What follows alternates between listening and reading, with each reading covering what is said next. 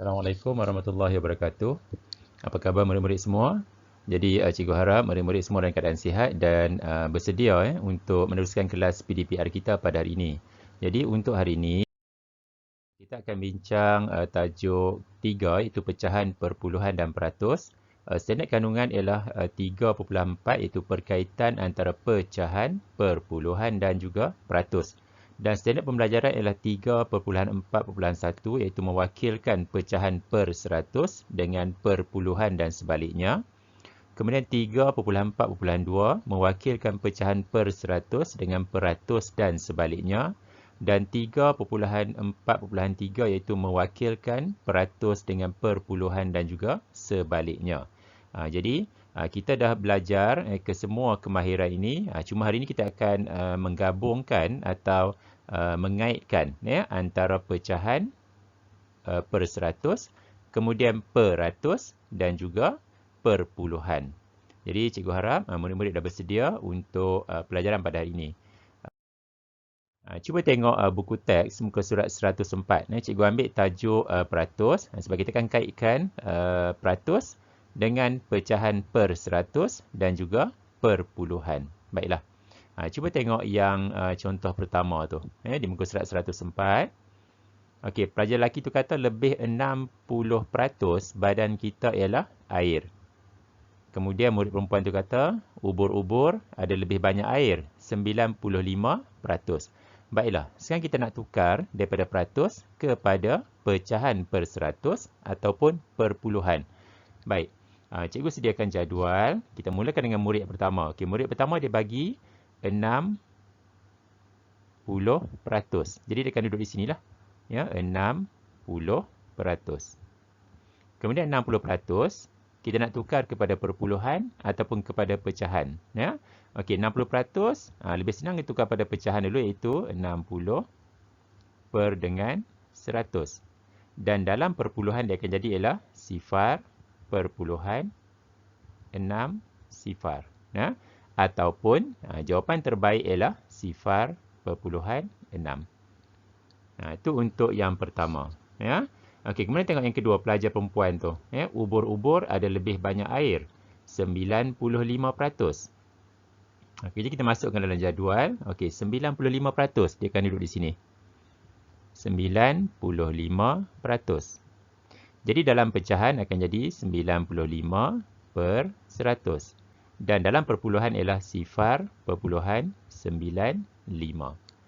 Ya, jadi cikgu harap murid-murid boleh ingat balik yang kita dah belajar sebelum ni tentang penukaran daripada peratus kepada pecahan, kemudian pecahan kepada perpuluhan. Ya. Okey, tengok contoh seterusnya.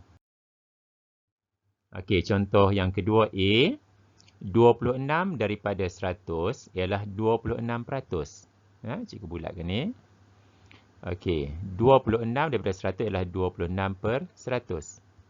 26% dalam peratus ialah 26%. Dan kita sebut sebagai 26%. Baik. Contoh tersebut cikgu akan isi dalam jadual. Cuba tengok. Dia bagi 26 per 100. Jadi 26% berada di sinilah. Ya. 26 per dengan 100. Okey, dalam pecahan, dalam peratus ialah 26%. Okey. Sekarang kita ada dalam bentuk pecahan, dalam bentuk peratus. Okey, sekarang ni 26% kita akan tukar pula kepada perpuluhan. Dia akan jadi 0.26. Ya. Okey, tengok contoh B pula. 74 daripada 100 ialah 74 per 100. 74 per 100 dalam peratus ditulis sebagai apa? Okey, jadi kena ingatlah ya. Peratus ialah pecahan per 100. Jadi kalau 74 per 100 tukar kepada peratus akan jadi 74%. Dan kita sebut sebagai 74%. Okey, cuba tengok. Kita isi dalam jadual. Okey, diberi ialah 74 per 100. Okey, kita tulis di sini 74 per 100. Dan ditulis dalam peratus ialah 74%. Mesti letaklah simbol peratus. Dan kalau kita gunakan dalam perpuluhan, dia akan jadi 0.74. Baik, cuba tengok markah di bawah. Markah kertas peperiksaan. Okey, pelajar yang di sini. Kita tengok pelajar yang di sini dulu. Ya, 88% ni. Okey, jom kita isi dalam jadual. Baik, 88% dalam pecahan. Jadi akan duduk di sinilah. 88 per dengan 100. Okey, 88 per 100 tukar kepada peratus akan jadi 88%. Dan dalam perpuluhan ialah 0.88. Baik. Kita tengok pelajar yang kedua yang dapat 91%. Okay, kita isikan dalam ni. Ya. 91% berada di pecahan. 91 per dengan 100. Dalam peratus ialah 91%. Dan dalam perpuluhan ialah 0.91. Jadi cikgu harap murid-murid faham perkaitan antara pecahan, perpuluhan dan juga peratus. Cikgu ada banyak contoh di sini untuk memastikan awak faham menukar daripada pecahan kepada perpuluhan dan perpuluhan kepada peratus. Baik, kita contoh ketiga di muka surat 105. Okey, cuba tengok dua orang pelajar. Okey, tulis peratus dan pecahan per 100. Okey, pelajar perempuan 64%. Okey, 64% ialah 64 per 100. Baik, kita isi dalam jadual. Okey, kita ambil perempuan dulu. Okey, dia buat 64 per 100. Jadi pecahan dia adalah 64. Kita perkan dengan 100 dan peratus dia ialah 64%.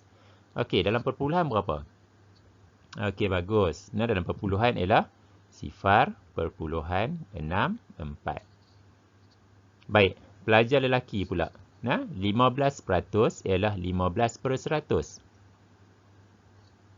Baik, pelajar ni dimulakan dengan peratus. Okey, jadi 15 peratus ialah 15 per 100. Baik, dalam perpuluhan, okey, siapa boleh tukar? Okey, bagus. Jadi dalam perpuluhan ialah 0.15. Ya. Okey, jadi dah 6 contoh. Okey, cikgu ada lagi beberapa contoh. Contoh keempat pun di muka surat 105 juga. Ya. Okey, ada dua bentuk. Bentuk pertama ataupun pecahan pertama ialah 47%. Yang kedua adalah 35%. Baik, kita isi dalam jadual. Contoh ketujuh. Okey, dia bagi 47%. Jadi di sinilah 47%. 4, 7 dan peratus. Okey, 47% dalam pecahan ialah berapa? Okey, 47 per dengan 100. Okey, dalam perpuluhan dia akan jadi 0.47. Okey, kemudian yang di sebelah yang warna biru. Okey, 35%. Okey, kita letakkan di petak 35%. 35%. Okey, 35% dalam pecahan ialah 35 per 100. Dan dalam perpuluhan ialah 0.35. Mudah saja. Nampak ada 3, ada 5. Tapi bentuk dia berbezalah. Tapi bentuk berbeza pun nilai dia masih sama.